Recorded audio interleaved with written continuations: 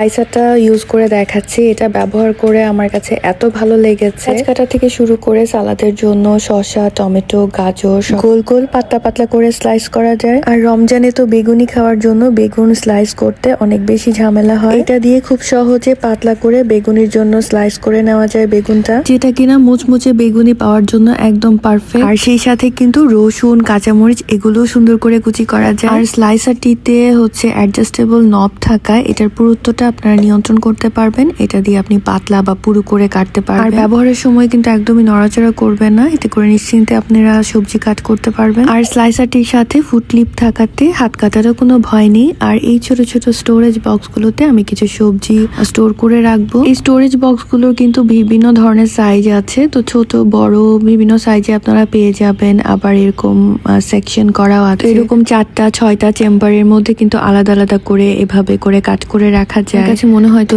এই টাইপের স্টোরেজ বক্সগুলো আসলে খুবই সুবিধার। আর ট্রান্সপারেন্ট হওয়ার কারণে বাইরে থেকে সবকিছু দেখা যায়, এটাও বেশ ভালো লাগে আমার কাছে। আর যেহেতু এয়ারটাইট ঢাকনা আছে তাই খাবারও কিন্তু বেশ অনেক দিন ফ্রেশ থাকে। আর এই যে ছোট ছোট চেম্বার আছে যেই সমস্ত বক্সে, এগুলোতে কিন্তু চাইলে আলাদা করে মুরগির বুকের মাংস কাট করে সুন্দর করে রাখা যায়। তো আজকে আমি সবকিছু তো করি নাই, আস্তে আস্তে ওগুলো করব, আপনাদের সাথে ধীরে ধীরে শেয়ার করব। কিছু মাছ, কিছু চিকেনও ফ্রোজেন করলাম। আর এই বড় বক্সগুলোতে কিন্তু চাইলে আপনারা ফ্রোজেন যে স্ন্যাক্স আছে রমজানের জন্য সেগুলো ফ্রোজেন করে রাখতে পারবেন। ইনশাআল্লাহ রমজানে যদি আমি ফ্রোজেন